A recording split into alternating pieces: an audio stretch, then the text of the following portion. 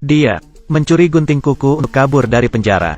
Frank memperhatikan ventilasi selnya. Ia teringat sesuatu, dan mencongkelnya dengan gunting kuku.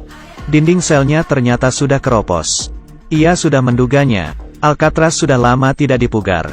Kerusakan bangunan pasti sudah parah. Kalau tidak kabur sekarang, kapan lagi? Ia mulai mengikis ventilasi dengan gunting kuku. Tapi, terlalu lama, dan susah. Tangannya sakit sekali. Hari kedua saat makan, ia berdiskusi dengan ketiga teman baiknya. John, Clarence, dan Charlie. Aku mau kabur. Ketiga temannya mendukungnya. Mereka mulai membagi tugas, dan merencanakan rutenya. Frank sengaja menjatuhkan sendoknya, dan minta yang baru. Ia pergi ke kantor sipir. Bersama Charlie, Frank minta tukar sendok baru. Charlie mengalihkan perhatian sipir, dengan mengajaknya bicara. Frank mengambil 2 sendok, dan menyembunyikannya di saku. Lalu Frank butuh koin 1 sen. Frank mencari napi, yang punya 1 sen. 1 sen ini dioper dari napi satu ke napi lainnya, dan sampai kepada Frank. Frank membuat alatnya. Ia memakai gagang sendok, lalu menyatukannya dengan pisau gunting kuku. Ia menggerus koin 1 sen menjadi bubuk, mematikan lampu, dan mengelasnya dengan api. Alat kikis barunya sudah jadi. Ia minta bantuan temannya untuk mengawasi. Frank segera bekerja. Tak lama, sipir datang karena mencium bau gosong. Ia mulai memeriksa. Temannya yang melihat sipir, langsung pura-pura batuk. Ia lalu mengambil cangkir dan mengetukkannya ke pintu sel. Sebelum sipir sampai ke sana, Frank mendengar kode itu. Ia segera menutupi ventilasinya dengan koper. Lalu, menuangkan sisa bubuk ke jamban, dan berbaring di kasur. Untung saja ia cekatan, dan berhasil lolos kali ini. Setiap hari, Frank bekerja keras mengikis tembok. Debunya terlalu banyak, jambannya mampet. Akhirnya, ia membawa debunya di kantung, dan perlahan membuangnya, saat ada kegiatan di luar ruangan. Rencananya ini efektif. Lubangnya sudah cukup besar. Ia lalu memberitahu rencananya kepada ketiga temannya. Kini mereka bisa mengikis. Frank akan membantu mereka kabur. Tak lama, Frank selesai. Tapi, kawat ventilasi tidak bisa dicopot. Frank memikirkan solusinya. Ia ikut kelas keterampilan kayu, dan mencuri sebatang logam. Charlie terkejut. Kamu mau apa? Pasti terdeteksi kalau kamu membawanya keluar. Frank menenangkannya. Aku punya cara. Ia melewati detektor logam. Alarm berbunyi. Frank mengeluarkan logam itu, dan memberikannya. Ia beralasan logam itu untuk menggantung pakaian. Sipir hanya diam, lalu mengambilnya. Tapi, sesampainya di sel, Frank membuka sol sepatunya. Ternyata ia menyimpan 1 lagi. Ia sengaja menyimpan 2 logam, supaya tidak ketahuan. Frank sangat cerdas. Ia lalu mulai memotong besi ventilasi, dan menendangnya. Ventilasinya copot. Akhirnya ia bisa masuk ke dalam. Semakin besar lubangnya, risikonya juga semakin besar. Untuk mengelabuhi sipir, ia mengumpulkan koran, dan membasahinya. Lalu ia mencampurnya dengan debu tembok, dan menyusun koran itu menjadi ventilasi palsu. Tapi, warnanya tak seragam. Charlie pura-pura ingin menggambar, dan minta sedikit cat. Sipir mendukungnya, bahkan memintanya menggambar dengan baik. Lalu, Frank mengecat ventilasi korannya. Siapapun akan mengira itu asli. Frank baru sadar, ternyata ia sangat kreatif. Lalu ia membuat kepala palsu, dengan cara yang sama, yaitu dengan koran yang dibentuk. Setelah itu, ia mengecatnya. Bila botak sangat jelek, ia minta rambut ke napi tukang cukur, dan membuat rambut palsu. Meski agak botak, tapi sudah mirip orang. Frank menutupi kepala itu dengan selimut. Sempurna, Frank menyelinap ke ventilasi, dan mulai naik ke atas. Sesampainya di sana, ternyata ada teralis besi lagi. Letaknya tinggi dan besinya keras. Kelihatannya harus dibobol dengan mesin. Bagaimana ini? Saat itu, sipir berpatroli.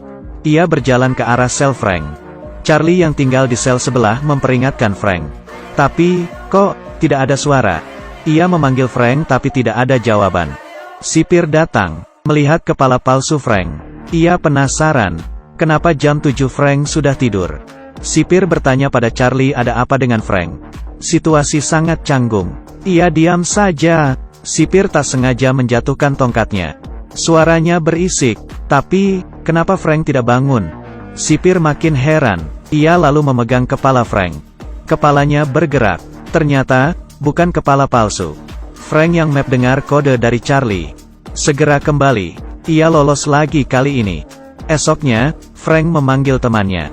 Mereka berdua naik ke atas. Dan bekerja sama, untuk meraih teralis di atas. Frank memegang besi teralis. Ternyata, besinya terlalu keras.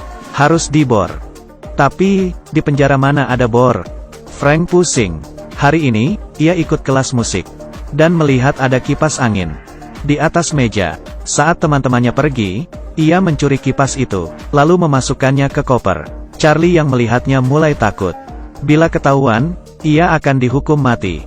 Mereka menantre keluar. Giliran Frank, sipir mau memeriksa kopernya. Bagaimana ini? Charlie khawatir. Frank dengan tenang berkata, "Oke, buka saja." Melihat Frank yang begitu tenang, sipir malah memeriksa koper milik Charlie. Hebat, akting Frank yang alami, membuatnya lolos berkali-kali.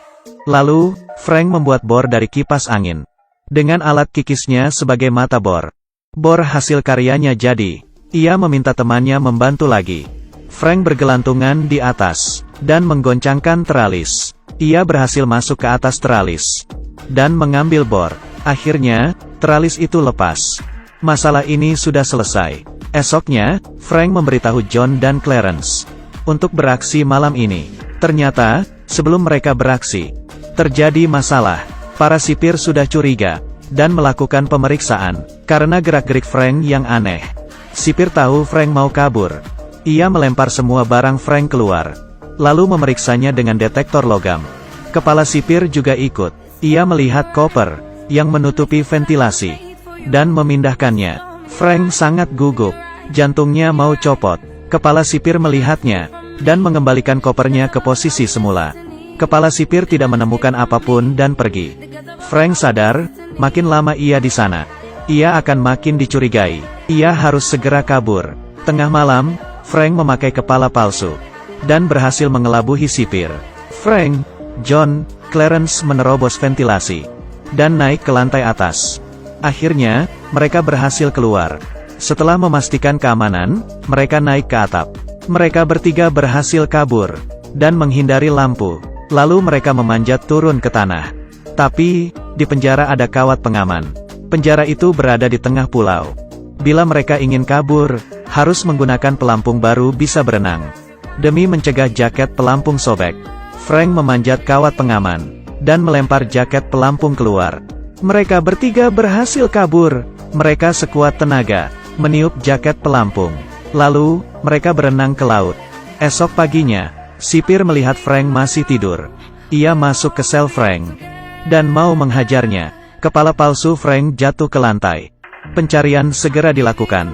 Setelah mencari di seluruh pulau, hanya ada sekuntum bunga krisan di sana. Bunga krisan melambangkan harapan.